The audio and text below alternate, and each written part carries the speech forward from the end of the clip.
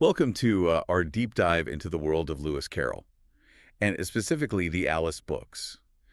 You've shared some really interesting excerpts from an Oxford edition of Alice's Adventures in Wonderland, and Through the Looking Glass. Right. So let's jump in. Yeah.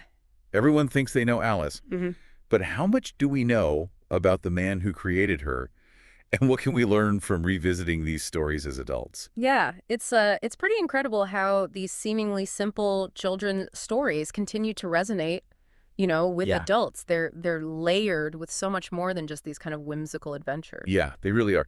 So let's start with the man behind the pen name, Charles Dodgson. Was he just a whimsical storyteller, or is there a more complex figure kind of lurking beneath the surface? Well, Dodgson was quite a multifaceted individual. He was a mathematician at Christ Church, Oxford, a logician, a photographer, Wow. and even an avid theater goer. Not exactly the image that springs to mind when you think of the creator of Mad Hatter. No, Is it's kind of a surprising combination. How does a mind immersed in logic and mathematics give birth to such fantastical tales? Yeah, that's a question that's kind of puzzled scholars for years. I mean, some believe that the stories were a way for Dodgson to escape the rigidity of academia, to sort of Oh, indulge in a world where the rules of logic could be bent and broken. right. But there's also the undeniable influence of Alice Liddell, the daughter of the Dean of Christ Church. Okay. She was the inspiration for the character of Alice, and Dodgson was very close to the Liddell children. Oh, the real Alice. I've always been so curious about her.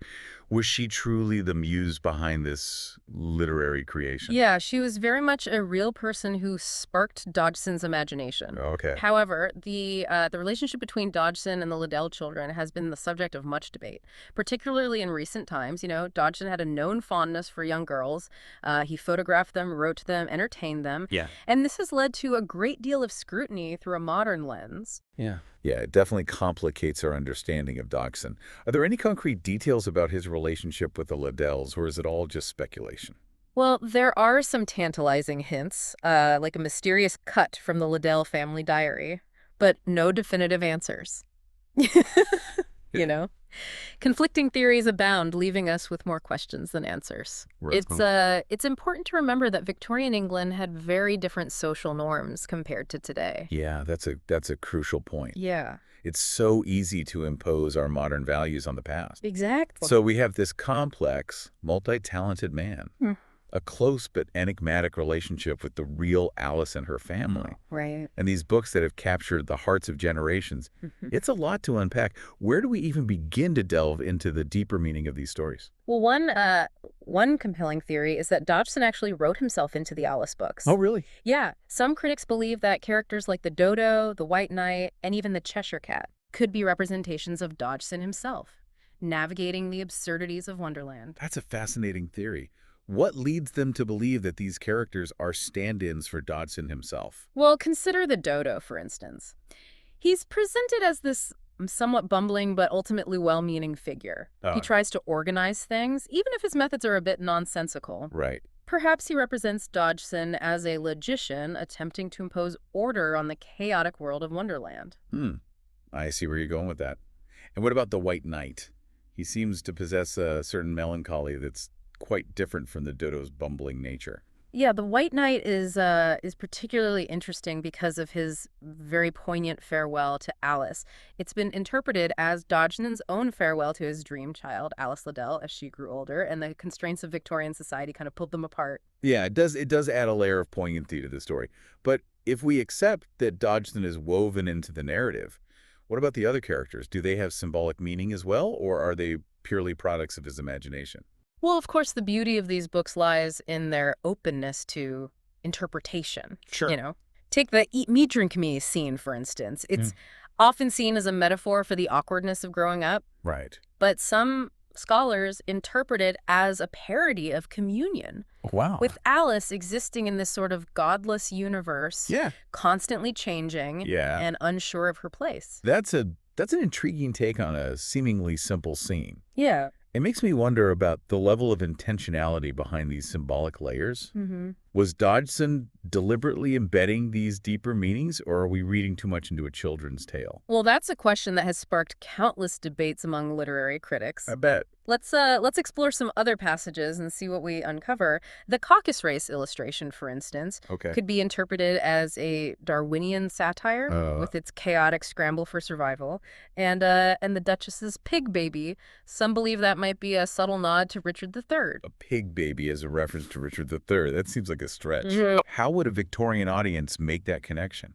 Well, remember that Richard III was often depicted as deformed and villainous in Tudor propaganda. Oh, right. The pig baby, with its grotesque features and the Duchess's rough treatment of it, could be seen as a commentary on those portrayals. This would have resonated with a Victorian audience familiar with these historical depictions. Now that you explain it that way, I can see the potential connection. It's amazing how these seemingly whimsical elements can hold such sharp social commentary. It makes you realize just how multi-layered these stories truly are. Exactly. And these are just a few examples. The Alice books are filled with these details that Mhm. are ripe for interpretation. It's Yeah. like a literary puzzle box waiting to be unlocked. I'm already starting to see these stories in a new light. Good. But before we get too deep into the rabbit hole of interpretation, let's take a step back and consider Dodgson's language. Right. He created all these fantastic words like Jabberwocky. Was this purely whimsical wordplay, or was there a method to his madness? This is where Dodgson's logician side shines through. Remember Humpty Dumpty's explanation of portmanteau words? Two meanings packed into one word, like slithy meaning lithe and slimy. Right, it's like linguistic fusion, creating something entirely new from existing elements. Precisely. And that concept of the portmanteau word has had a lasting impact on language and literature. Yeah. So are you suggesting that Dodgson was making a conscious effort to expand the boundaries of language through his wordplay?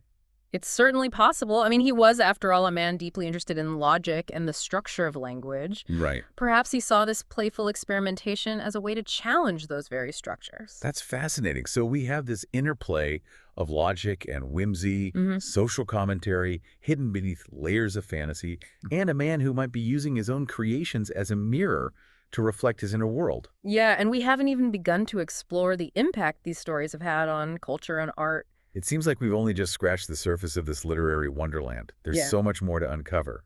You know, these interpretations of Alice aren't just like modern readings. Right. People have been debating the symbolism and the hidden messages in these stories for over a century. Wow, it's incredible to think that a children's book could spark such like an enduring fascination. Yeah. Do we have any insight into what Dodgson himself thought about these deeper interpretations? It's hard to say for certain, but it is worth noting that Dodgson was actually involved in the creation of a long-running musical adaptation of Alice in Wonderland. Oh, wow. This suggests that even he saw the potential for these stories to be something more than just like lighthearted entertainment for children. So he was essentially collaborating on like an early form of fan fiction. Right. That's amazing. It speaks volumes about his willingness to kind of engage with different interpretations of his work. And of course, beyond adaptations, the Alice books have had a profound and lasting impact on language and culture. For sure. Just think about how many phrases from these books have become part of our everyday Oh, vocabulary. absolutely. honestly. Down the rabbit Yeah. hole. It's become shorthand for entering a confusing or disorienting situation. Yeah. And Curiouser perfectly captures that sense of childlike wonder and bewilderment. Precisely. And we can't forget about, mad as a hatter off with their heads, or even the concept of the portmanteau word itself. Right. These seemingly whimsical expressions have taken on a life of their own far beyond the pages of the original stories. It's a testament to the power of Dodgson's language Yeah. and his ability to craft phrases that resonate across generations. Yeah. But the influence of Alice extends far beyond just language. It's inspired countless other artists and writers across a wide range of genres. You're right. There's The Night of the Jabberwock, for instance, a mystery novel set in a world inspired by Carroll's creations. Oh, And in science fiction, we have Whimsy Where the Burr Goes, a story that uses Jabberwocky as a mathematical code for interdimensional travel. it's amazing how these seemingly whimsical stories have sparked such diverse creative responses. It's as if Dodgson planted a seed that has grown into this vast and sprawling garden of artistic expression. And that garden continues to grow. We see the influence of Alice in film and stage adaptations, art exhibitions, even ballets. The ripple effect of these stories is truly remarkable. Yeah, it's almost as if he created a universe as multifaceted as he was himself. Speaking of multifaceted, there's another aspect of Dodgson we haven't touched on yet. Okay. His social activism. Yeah. He wasn't just a passive observer of Victorian society. He actively engaged with some of the pressing social issues of his time. This is news to me. I have to admit, I have trouble picturing the author of Alice as a social reformer. Yeah. What kind of issues did he champion? He was a strong advocate for various causes. Like, For instance, he took a very firm stance against child prostitution, a serious problem in Victorian England. wow, that's quite a contrast to the whimsical world of Wonderland. It makes you realize how much more there is to discover about this man. It certainly adds another layer of complexity to his character. Right. He also played a key role in advocating for fair pricing in the book trade. Oh, interesting. He understood the business side of things and fought to ensure that authors and publishers received their fair share of the profits. So he was a man of both creative vision and practical action. It's fascinating how these seemingly disparate aspects coexisted within him. Dodgson was a man of contradictions, full of surprises. Yeah. He was deeply engaged with the real world, even as he crafted these fantastical realms in his writing. We've covered so much ground in this deep dive. From Dodgson's life as a mathematician and social activist Right. to his enigmatic relationship with the real Alice, the hidden meanings within the Alice books, Yeah. and their lasting impact on culture. It's truly remarkable how much there is to uncover in these seemingly simple children's tales. It's a testament to the enduring power of these stories and the questions they continue to raise. Where do we go from here? What other rabbit holes are waiting to be explored? Well, we've talked extensively about Dodgson and the context surrounding the creation of the Alice books. Now perhaps it's time to turn our attention to the stories themselves and explore Alice's journey in more detail. That's a great idea. After all, it's Alice's adventures that have captured the imaginations of readers for generations. Yeah. What insights can we gain from revisiting her journey through the looking glass of adulthood? It strikes me that Alice's journey isn't your typical hero's quest. She's not setting out to save the world or defeat a villain or anything. Right. She's just a curious girl who tumbles headfirst into these increasingly bizarre situations. But it's her reactions to those situations that make her such a compelling character, don't you think? Oh, absolutely. She's constantly questioning things. Yeah. Right. Trying to apply her limited knowledge of the world to these new experiences. Remember how she tries to do multiplication in her head when she's falling down the rabbit hole, but the numbers get all mixed up?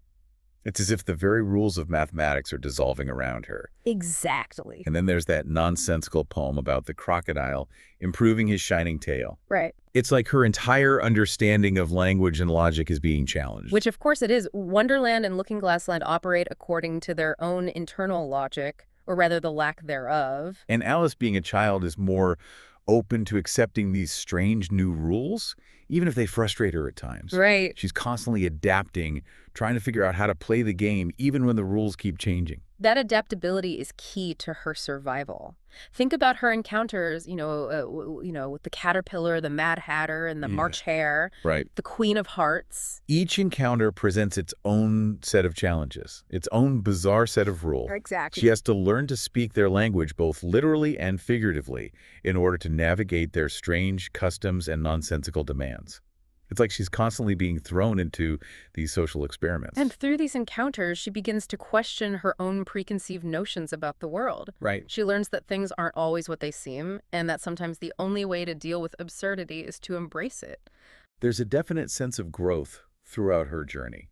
She may not be on a classic hero's quest, Right. but she's undergoing her own unique transformation. Exactly. She starts off as this innocent, somewhat naive girl, but by the end she's more confident, more assertive, more willing to stand up for herself. Her confrontation with the Queen of Hearts during the croquet game is a great example. Oh, yeah. She refuses to be intimidated, even when faced with the threat of beheading. She's no longer passively accepting the authority of these absurd figures. Right. She's learned to think for herself, to question authority, to forge her own path. It's almost as if Wonderland and Looking Glass Land have served as a kind of crucible, forcing her to confront her fears and discover her own inner strength. That's a beautiful way to put it. Thanks. And I think that's one of the most powerful takeaways from Alice's adventures. Yeah. It's a reminder that we all have the capacity to choose how we respond to the absurdity of life. Right. We can let it overwhelm us, or we can embrace the chaos and find our own unique path. and maybe even have a little fun along the way. Precisely. As Alice herself says, it would be so nice if something made sense for a change. But then again, where would the fun be in that? So we've explored Dodgson's complex character, the historical context, the layers of symbolism, and the enduring legacy of the Alice books. It's quite a story. It is. But in the end, it all comes back to Alice herself and her extraordinary journey. Her journey resonates with us because it reflects our own struggles to make sense of a world that often feels nonsensical and unpredictable. For sure. We've all felt lost down the rabbit hole at some point in our lives. Absolutely. If Dodgson wrote himself into the story, is Alice also a reflection of ourselves? What parts of her journey resonate with us? What can we learn from her encounters with the strange and wonderful creatures of Wonderland? These are questions we invite you to ponder as you revisit the Alice books. We've given you a deeper understanding of the man, the context, and the story. Now it's your turn to delve into these rich and layered texts and uncover your own personal meanings. Because maybe, just maybe, the rabbit hole isn't such a bad place to be after all. It's a place where logic is turned on its head, where imagination reigns supreme, and where a little girl named Alice can teach us all a thing or two about embracing the absurdity of life. Couldn't have said it better myself. Thanks for joining us on this deep dive into the world of Lewis Carroll and his Alice books.